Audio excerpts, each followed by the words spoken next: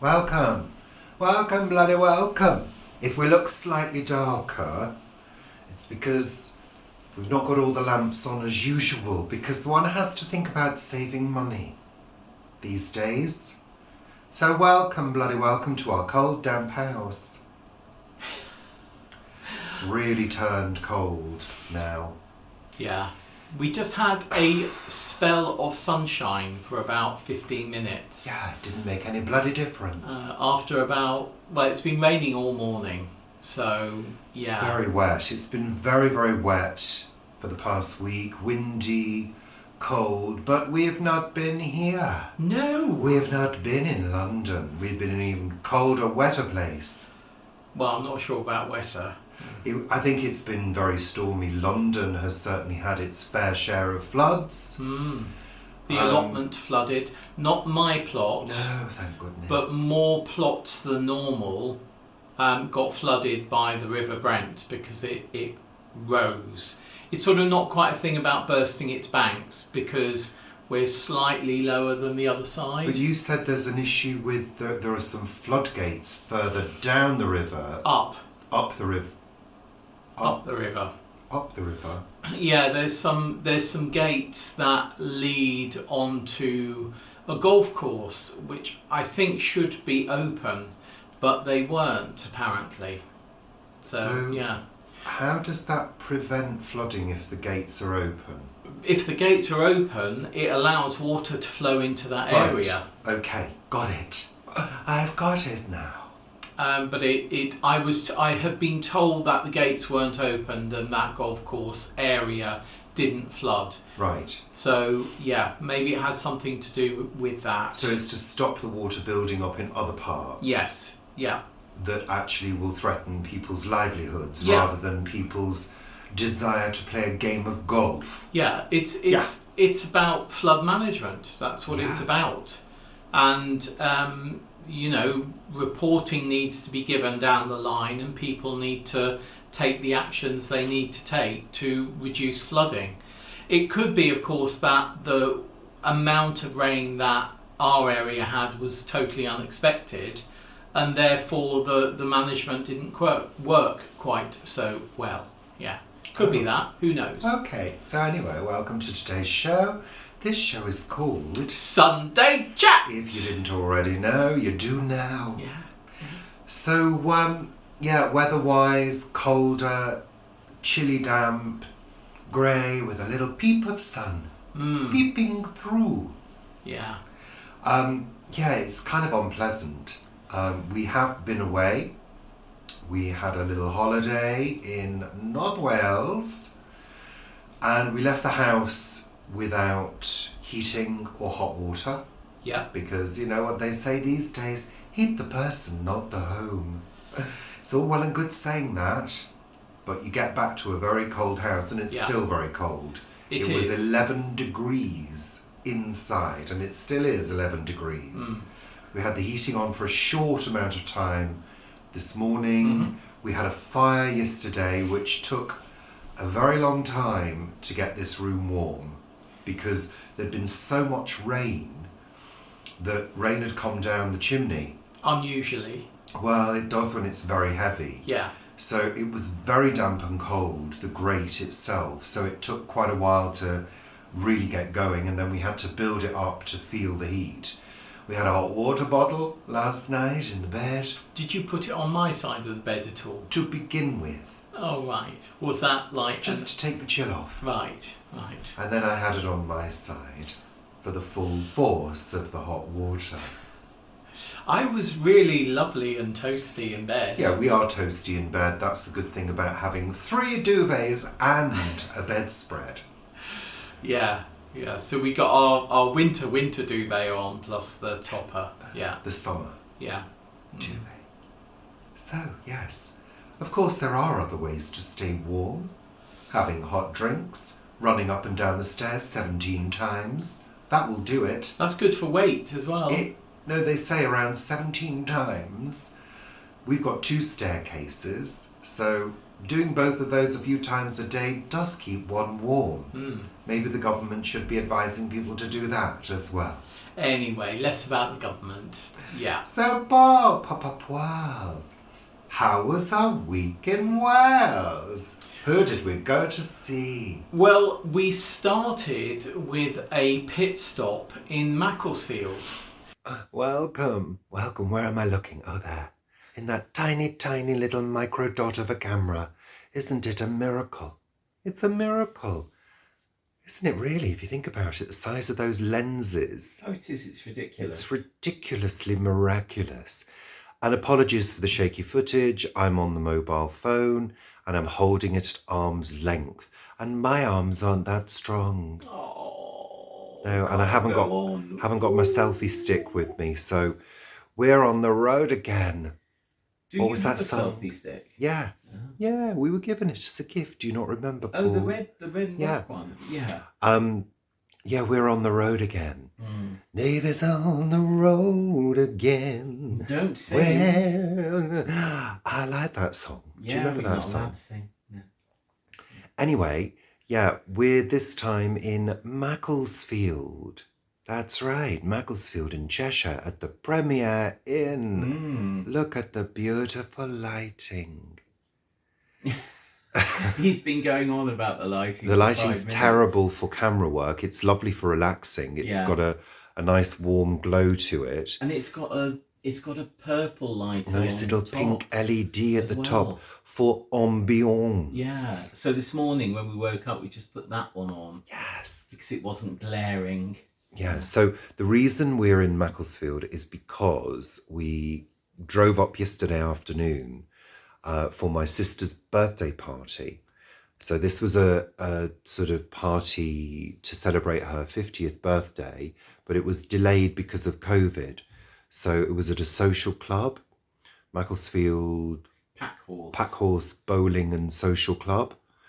Which was a really good venue with a great band, smuggling budgies. Fabulous band. You can look them up on social media and follow them. And it was great to see family, friends, people I'd not seen in quite a long time. So we had a good time, but we sort of left around 11 because, to be honest, we were absolutely shattered from the drive. Because it was about 4.5 hours, wasn't it, the drive? Yeah. And we had a few issues before we left home. Well, as we left home as well. Just to let you know, I mean, we packed the car, got ready, and went to the petrol station, and for some unknown reason couldn't get the petrol cap off. And we needed to fill up. I went mental, didn't I, Paul? He did. I went mental. So much so that I actually cut my thumb.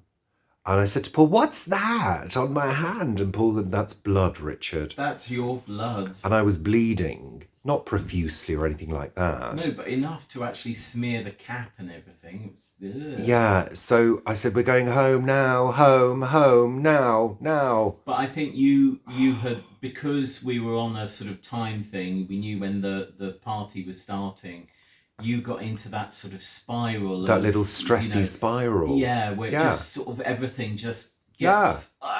Everything suddenly gets on top of you and your dream of a perfect journey has just been shattered. And because you can't... suggesting things. Well, what we ended up doing, I phoned my sister and I said, "Look, this has just happened." I could burst into tears, frankly. I just don't know what we're going to do. Because we did phone a dealership and they said, "Oh, we'll have to drill it off. Come in on Thursday." Come in on Thursday. We said, "No, we're driving up north today." They were very helpful, but not helpful at the same time. Yeah. So good customer service, but not at all helpful. I WD-40'd on the advice of my sister and the internet. Yeah, but my sister solidified the advice, Paul. Oh, right. I don't take advice from you. No. I said never. WD-40 the thing. I did the key first on your instructions, then I WD-40'd the whole cap all around it. And then the whole car. And waited, put some sturdy gloves on to give traction, and it opened. And it opened. and we got on our way very late. So it meant we hit traffic. Around Birmingham.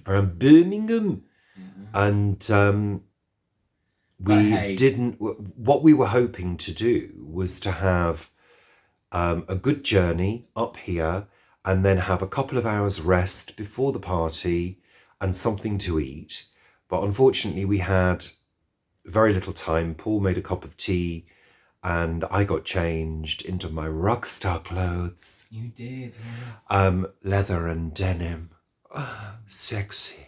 You looked very much like your aunt, I thought. Well, we've all got leather. Style. Yeah. Well, hers wasn't leather. It was leatherique. Leatherique. Yeah. But yeah, so it was a bit, yeah. So we're here this morning in the Premier Inn and we are about to leave. We've just had a lovely breakfast. Cooked breakfast, vegetarian, minus the sausages because they'd run out. How inconsiderate. But we had, lovely hash browns, beans. I was going to say bananas, but no, that wouldn't be right. Mushrooms, beans, hash browns, scrambled egg. You had toast, didn't you? I did. And I had cereal, yogurt, juice, blah, blah, blah. So that was lovely. And we're here in the room. We're about to wend our way. That's what I was saying. We're about to wend our way to Wales to visit the Tittington Smythes. We're taking a little break, a little holiday with them, which is very welcome. I mean, I know some people are probably going to think, but you're always going away. We're not. We go to Guernsey, which is in the nicest possible way, is a duty. And we need to see Paul's mum. Paul needs to see his mum. That's the reason. That's the reason we go. And it's lovely, and it's great to be back on the island that I was born on. Yeah, it's your home. But it never sort of feels quite like a break. No. Maybe it does feel a little bit more now. Yeah, it did do last time, but this is more of a break. Yeah. I mean, the only thing about travel is travel. At the end of the day, we need tomorrow's world belts. Yeah, I mean, it was so good if you could just teleport. But driving is tiring, especially as you get older. But we're going to take our time to get there. We're going to wend our way, and there isn't any.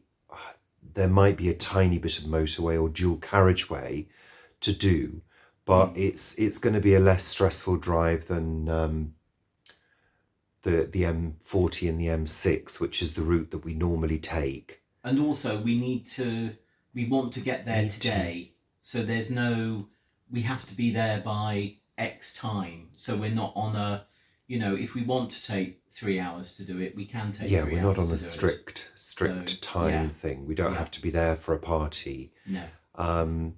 So yeah, that's where we are at the moment. So we thought we'd do a little video diary, the same way as we did before when we went to Guernsey. So we're taking you along for the ride. We will try and get some footage of Wales, probably when we're there. I don't think we'll do any in the car thing because that makes some people feel slightly vomity. So yeah, so there you go. Yeah. Video diary. There you go. And then journey oop north, as they say. So also, just to let you know, this is a Premier Inn. So we've stayed here before. I'll give you a quick shot of the room so you get an idea. It's a chain hotel, which is a budget chain hotel. Not so budget these days. They used to be £29, didn't it? £29 a night it used to be. I think it was 105 this time. I mean, £29 a night was probably 15 years ago, wasn't it? Yeah. And that was only if you book in advance. Well, we booked about a month in advance, didn't we? So Yeah, there we are. But yeah, just give you a quick show of the room so you get an idea of what it's like. They're very pleasant, actually, and you could base yourself here, no problem, if you were exploring the area or looking at property. Either way, thank you, Premier Inn. This is not a paid promotion. But it can be if you want to give us money for it premiering. Yes, we're happy to do free not non-free advertisements for you. Yeah. Let me swing you round. I mean, not the greatest of views. We're looking over the back courtyard, which is where the sort of smoking area is, and the outdoor tables for people to smoke and drink and make merry. It's television, little wardrobe. Gosh, it's a big television. Little sort of dressing areas, and there's a little dressing area behind there. You've got a nice lit up mirror. You've got a nice Vanity little mirror. vanity mirror, a little wardrobe, extra pillows at the top, wardrobe space. We're in an accessible room because I think Paul ticked a box that said, do you have any special requirements? By accident. I think he ticked special needs. So we got an accessible bathroom, very big, nice big vanity mirror, toiletries, nice shower, very clean. So that was enjoyable. Let's just turn that off. So yeah, you've got your nice comfortable bed, very comfy bed actually, slept really well. You've got your lights. Again, for accessibility reasons, there is actually a panic alarm. I nearly pressed that last night when Paul was snoring. I wasn't snoring. Yes, you were. You always snore, Paul. You don't even know. I have to put my hand over your head. You have to squeeze my nose. I have to almost suffocate you to make you stop. So yeah, these, premiering is a really good option. No, it's seriously, I'm not advertising the place, but it is a really good option. We've never turned up and they've not been clean, have we? No, they're always clean. And always you a always good feel they're clean. The linen always feels clean. Yeah, and relatively spacious, even though I'm using a wide angle option on the lens. They are relatively spacious. You feel like you've got space to move around, So yeah, so let's say goodbye for this moment of this journey. But it was quite interesting because at the party, we caught up with some relatives, friends that I'd not seen for quite some time, which was really good. But one really sort of bizarre thing happened. The day before we were going away, I was sort of, reflecting whilst packing on seeing the family and things like that. And it crossed my mind that I was wondering where all the old cine films were from when I was a child, which was way back in the late 60s, early 70s. And I was reflecting on this, and when we arrived at the party, my cousin, Karen, presented me with a USB stick and said, here's the cine films from when we were kids. That was bizarre. Which was really, really bizarre. So for anybody that doesn't know what cine films are, or Super 8 films, well, they weren't manually wound. Well, it wasn't that long ago. No, maybe not. Press button. Cine cameras were little film cameras that actually had a sort of reel of film in them, like in a sort of cassette form, I think it was. Yeah. And this is how you took your home movies. Without sound. Yeah, there were ones with sound, but they were quite costly. So they were silent colour movies that were fairly inexpensive to do. And of course, it's quite alien in this day and age to think that there was that sort of rigmarole around taking some holiday films and films of the family, because in those days you had to use your camera, try and be steady with it, but nobody knew how to film in those days, so they're rather seasick making some of the films. You had to put the film in, and then once you were done, once the camera told you that it was at the end of the film, you had to send it off to be developed. Yeah. And I think you did have to send it off, didn't you? You couldn't even take it into I think a development. No, I don't know. I think there were places that did it. I think shops that did mid-70s there may have been, but early 70s, late 60s, I don't think so. And yeah, you'd get it back 2 weeks later to see the footage, your efforts, which of course required a projector. Yeah, and in order screen. to view them. Well, not necessarily. Some people pointed it at the wall. Yeah, I suppose So it's just really interesting contrasting that with today when everybody's taking home movies, like ours, with sound in much higher quality than it was in those days. But we watched some of them this morning. There's lots of me as a child. And there's you having a wee. There is one of me having a wee. Full frontal. Full frontal. Not really sure what. I mean, it's not close up. It's close enough. Yeah. Well, I didn't think it needed to be that close. But they're really super fun. I mean, I may decide to share some with you at some point. Wee Richard. I'm certainly not sharing that one. Absolutely not. And the thing is, to the external viewer, it kind of is quite a heavy watch because it's so filmed so badly, all of them. They're all over the place. There's no image stabilization in those days. But it is fascinating because it is literally rolling pictures of that time. And the fashions, the bikinis that your mum and other members of the family were wearing. Everybody smoking all of the time as well. And his mum had fag in hand, sorting out... Looking after me and a baby, Really. On the beach, and windbreakers. We were talking about that the other day. It's classic cine film, with that really old sort of look to them. So, yeah, I may share some of that with you at some point. It might be fun to edit down some of them and just share. So, yeah, I think we watched one and there's 4 others to watch. Yeah, I mean, they're sort of old, holidays. And the Queen's Jubilee in 1977. 1977 when I was 10.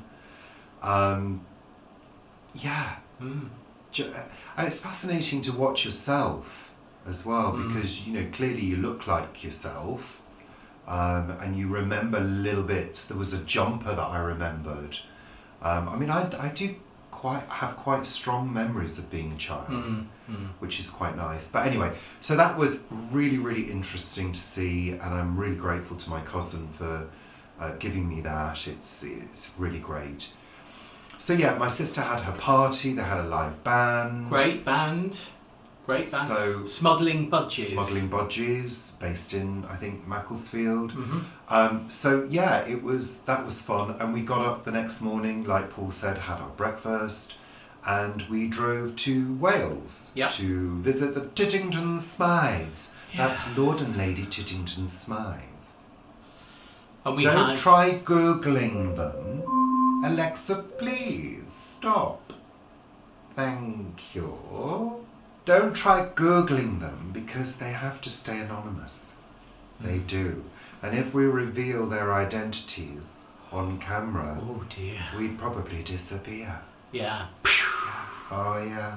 But yes, lovely time in Wales, visiting various areas around where we were staying. I'll run a little VT for you. Run, VT, Paul.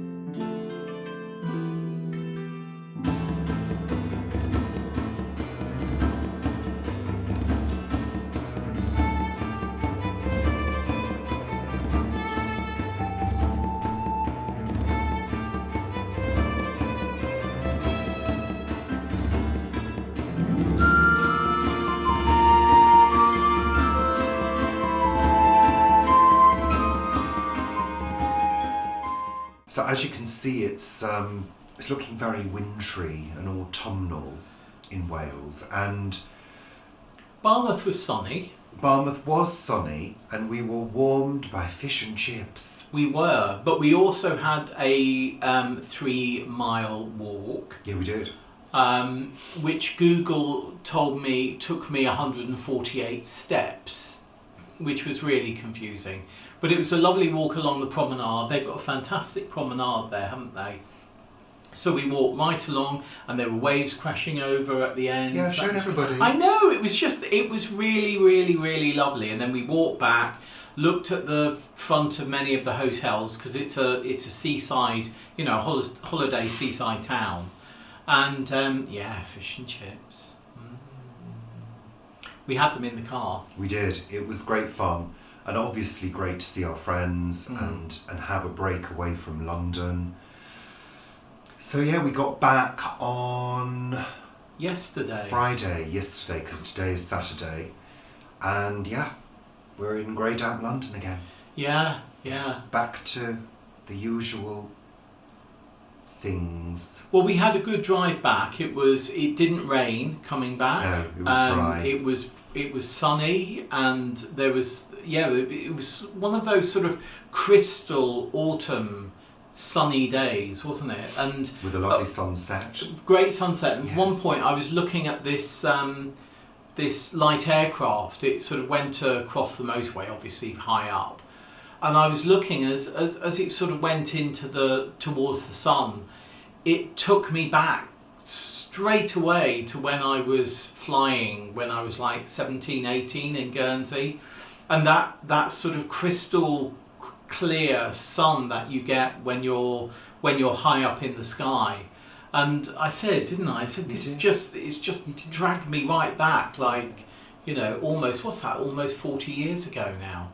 Fascinating. And it's driving. He was driving. Point. Yeah. It's sort of like time travel. It's just bizarre. I find how you can be so in that moment, and then something can take you away to a memory. It's amazing. It really is, because you sort of, I felt it for a moment. absolutely. Yeah. It was I could smell the tightness of the cockpit, and I think the fear of my instructor. Smell the tightness of the cockpit. Yes, you I could could smell it. That's a sort of writing thing that I use. But it was. I was there. It was visceral, and of course it wasn't. It was almost 40 years ago, but wasn't in that moment. But I literally was there. And then we swapped over at a service station. We shared the drive. I drove the rest of the. And also the other thing to say is that we drove at a lower speed than we would normally, so it took us longer because driving at 70 miles an hour or more, you use a lot more fuel. So, and of course it's illegal. Well, of course it's illegal. But when you overtake, you can overtake at a higher speed. I'm not sure that's right. I think you can. I'm not sure. If you're escaping danger. I think your dad told you. No. We'll have to check the highway code. You drive according to the speed and conditions of the road. But I thought we had quite a good drive back, didn't we? Yeah, it was fairly good traffic-wise, but we did take our time. In fact, at one point I was driving around 55 miles an hour on a couple of dual carriageways because sometimes what people tend to do, especially in Wales, you're driving around the local roads, which are quite fast roads, but very often there are local people who know the roads really well, who drive a lot faster. And very often they get a bit peed off if they're behind you when you're driving at 50 miles an hour because you don't know the roads. Because frankly, on some of those roads, if you make a mistake, you're down the side of a cliff. You're up mountain. Yeah, basically. Yeah. So, you've got to be careful. And a lot of the roads are twisty and turny. So, one has to take one's time. So you weren't driving like an old woman then? I don't care whether I was driving like an old woman or not, because I was driving, as far as I'm concerned, in a safe manner. And, of course, you get a lot of creatures throwing themselves in front of the car. Yeah, it's like pheasant season. Pheasant season, yeah. Pheasant jumping season. You know, sheep occasionally wandering into the road. So, you know, you've got to be careful. You do. You have to have your wits about you. Because, hey, I don't want the front of my car splattered in some poor animal as well. No, because or it can damage the car quite badly. And the animal too. Well, obviously, Paul. Obviously. So, yeah, that was our week away, which was quite fun. Plenty of lovely food, plenty of lovely chat, and a couple of evenings of plenty of lovely wine. Yes. As well. Yes. I did drink more than I usually do. You certainly did. Yeah. Yes. We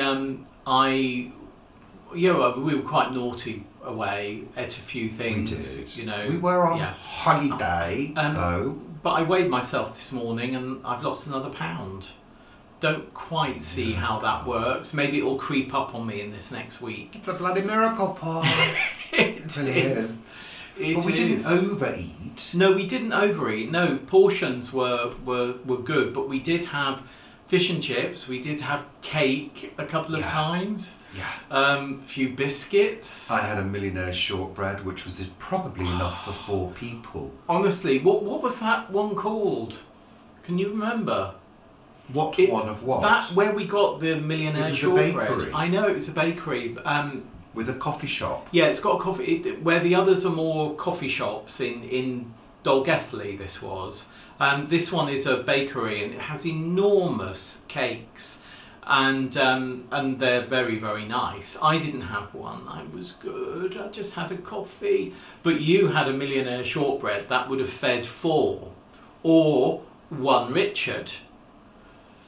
You were going to bring some of it home, weren't you? No.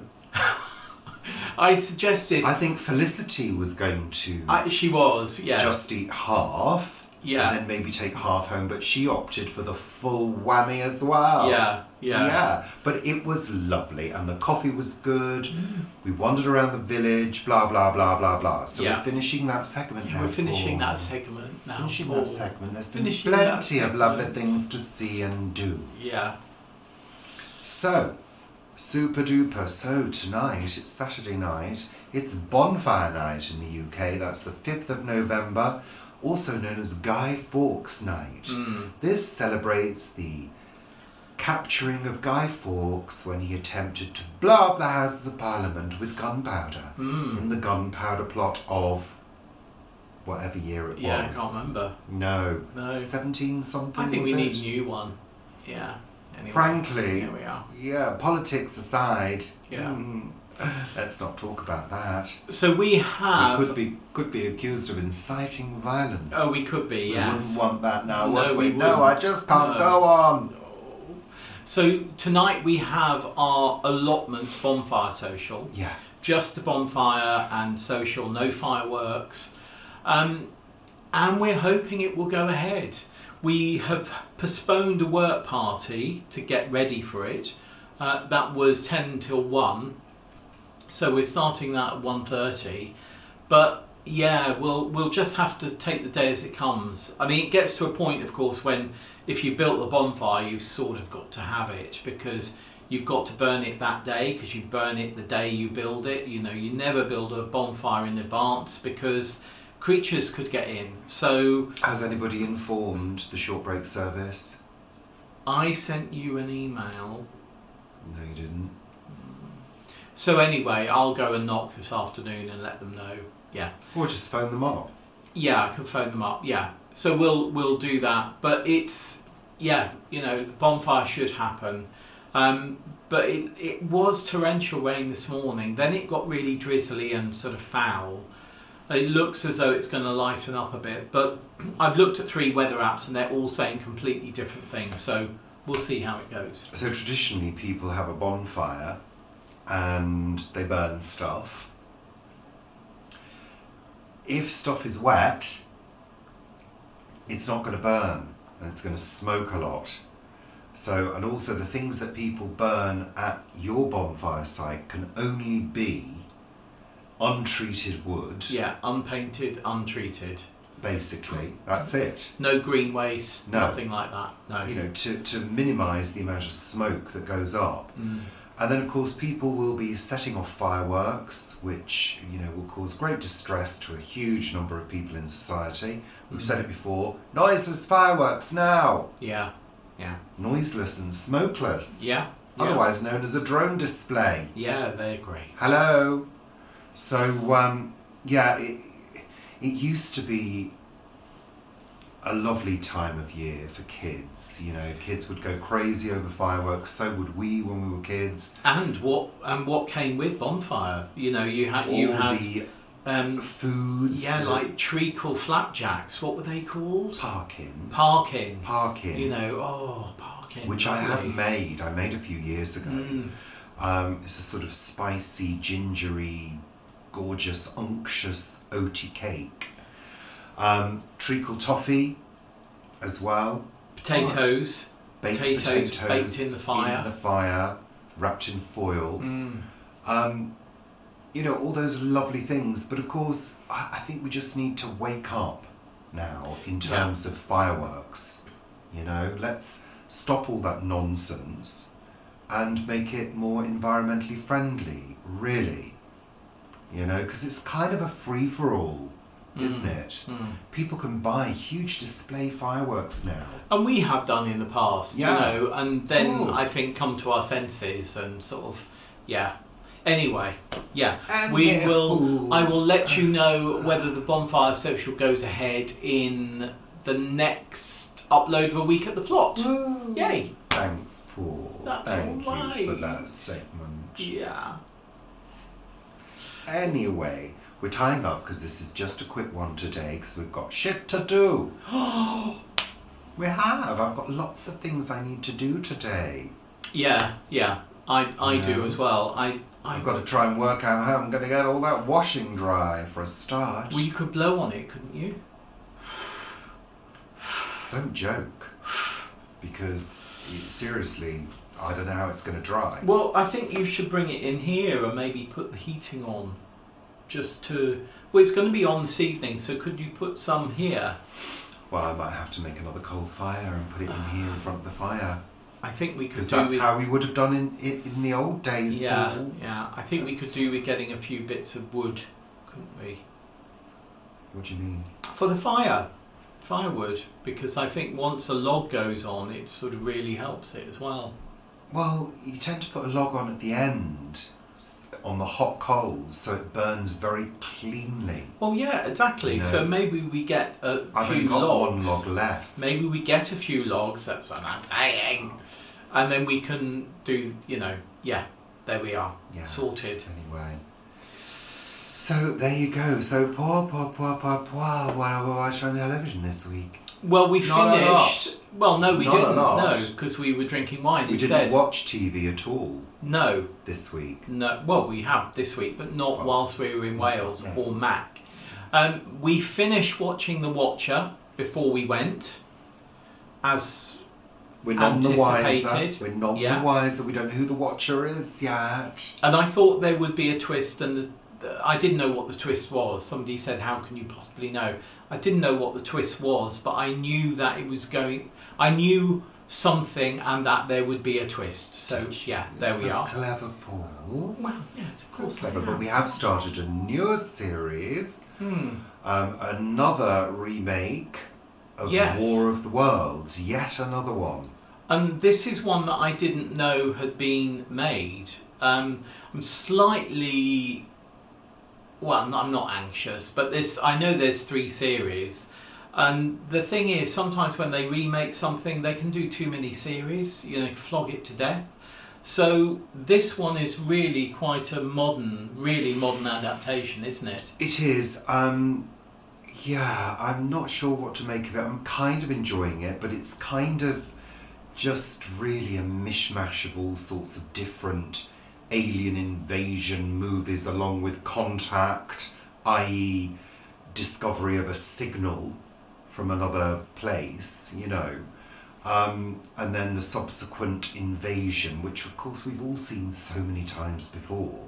So I don't see that there's anything different about this. However, but it is tending to focus on the tragedies that would happen should this kind of situation occur, because you know, we tend to focus on disaster movies in so much as, oh, there's been an invasion and now there'll be a saviour to save us all from this invasion and these horrible creatures. Yeah? But this is focusing on the fact that people would die, there would be an infrastructure breakdown, and everything would go to hell in a hat, basically. Just as when a war occurs, you know, and a country gets invaded, that's exactly what happens. And of course, if you're not part of that, you view it as an observer from a safe perspective. And, you know, that it's all very chilling, you know, the thought of that, and that clearly what's going on in Ukraine is the same kind of feeling. It's chilling and it's scary, and it should be that way. So it's interesting to see what they've done. And also there are a couple of characters that reveal themselves to be stronger than they were. So it's also about dealing with adversity. Yeah. And how some people cope and some people don't. And how people alter their mindset, or have to alter their mindset in order to get through something. And how maybe they hide that from their loved ones. So there are interesting dynamics in terms of characters. I find it engaging. It's got me. I want to know what happens next, which of course is always good for a series, an episodic adventure. So yeah, we'll carry on with that later this evening, depending upon what time I get home. So there are a few. I've noticed all the electricity is gone because of something. And as they're coming up the stairs, coming up some underground stairs at one point, there's a lit up sign giving the time. Could be an emergency generator. I don't think it would be giving you the time. Well, there were no lights on, for the emergency generator, and I don't think it would be giving you the next train and the time. I think it would be lighting everywhere. But yeah, you know, maybe it is, but I just thought it was a bit of an awkward moment that I spotted, but, you know, there we are. C'est la vie, as the French say. Have we watched anything else? No, that's it. Yeah, that is That it. is it for this week. That's it for this week's Sunday Chat. Sunday Chat! Yes, Paul. So anyway, thank you for watching and enjoying it. Well, hopefully. Enjoy it. Take care. Take care. Toodle pip. Toodle pip. Au revoir. Au revoir. Adieu. Adieu. Thank you. Goodbye. Bye.